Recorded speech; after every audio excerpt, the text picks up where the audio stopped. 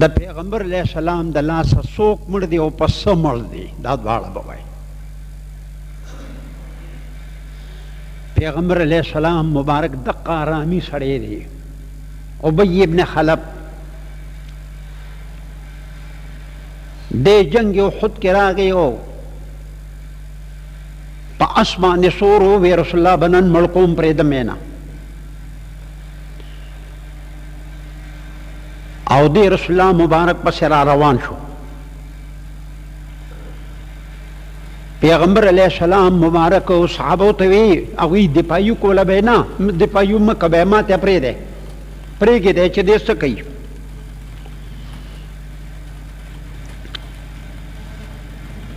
سنان ابن سما یو صحابي دی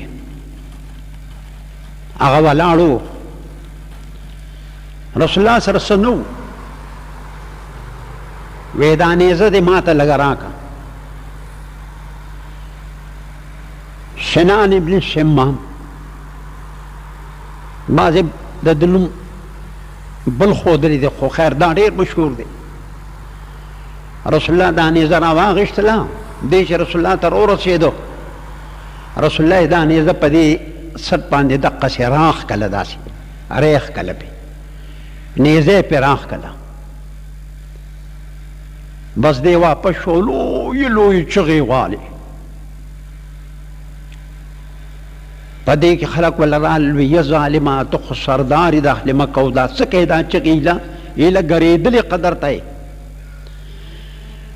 وی قتلنی محمد وی محمد رسول الله زه قتل کړلم وی زما په خدای قسمي دا نیزه په ما راښکلې دا ځای ګرېدلی دی او د دې دومره درد دی ما ته که ټول اهل حجاز باندې دا درد تقسیم کړي ټول به تې مړه شي دا داسې درد دی. لہذا د دې وجې نه حضراتو دی چې بس خلکو را روان کړ چې مکې معظمې ته را رسېدلي نو جهنم ته لاړه مردار شو. د دقې غزار د نبي علیه السلام نه دا دومره بدبخته سړی دی چې د رسول الله د رحمت للعالمین د لاسه تباه شوی دی. خبره مې دا کولی چې ابی بن خلف ورته ویې وي هلکه یاره وی تا ایمان راوړی دی دی دوستو عقبه ابن ابي معيط ته وی تا ایمان راوړی دی وی یاد لره زما ستا تعلق به د نن نه ختمي تعلق ساتې نو رسول الله مبارک ته به ورشې چې تا ماله څه راکړي دي دا واپس واله. الله اکبر دا ډېره د مرګ خبره ده. یو سړی راولېږي بل ولې وظیفه ورکړي هغه ته وایي دا وظیفه دې واپس واله دا د تباهۍ خبره ده. رسول الله یو سړي ایمان راوړي رسول الله په هغه باندې تبه راغله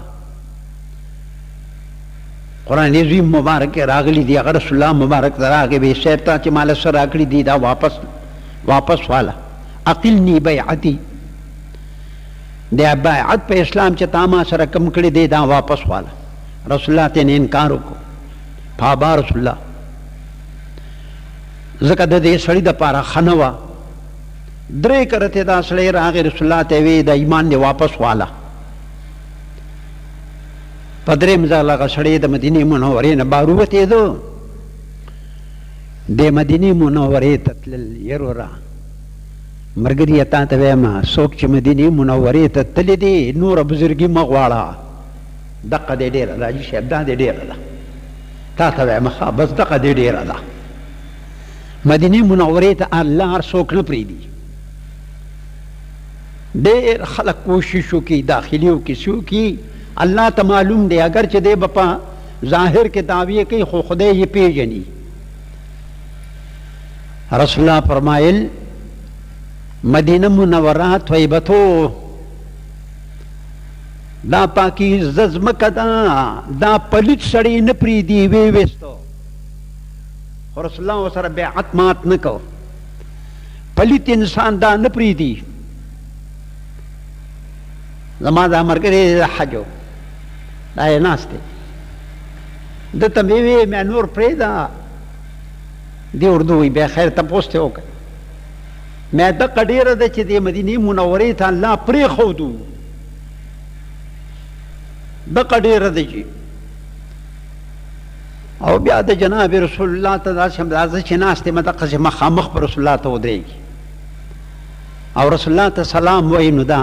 این سعادت به زور بازو نیست تا نه بخشد خدای بخشنده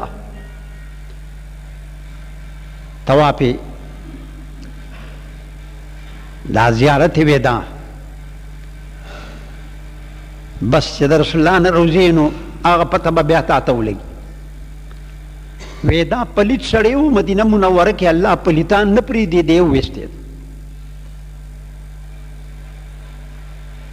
وی بس ته رسول الله ته ورشه دا ایمان والا واپس ورکو مخې ته لاړې توکه د رسول الله مخ ته لاړې توکه ده دا دواړه کار وکړو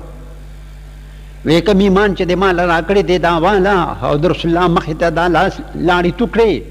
لاړې په هوا کې لاړې د ده په مخ واپس رالې د ده په مخ یې داغ جوړ کړو په روز د قیامت پې که خیر پیژنو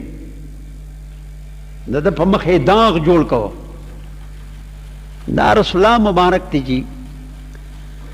دې آیاتونو کې بس ما مختصر خبره وکړه چې د تابعداري د رسول الله ونکړه تباه شو جهنم ته لاړو دې په جنگ بدر کې مردار شوی دی عقبه ابن ابي معيط په جنگ بدر کې مردار شو دا ظالم چې دی کنه عبد الله ابن مسعود د دې حدیث مبارک راوی دی ما ولیدو چې پړ مخې مردار پروت و لویه بلا وه لویه بلا وه وی زه چې وله رالم د ده نه بدبویي تلله چې ما ته سپېمې بندې کړې چې هسې نه چې ما ته بیماري ونلګي ان شاء الله ترجمه د آیاتونو به بیا وکړم ویوم یعد الظالم علی یدیه او د دې شان نزول مالک بیان کو واخر دعوانا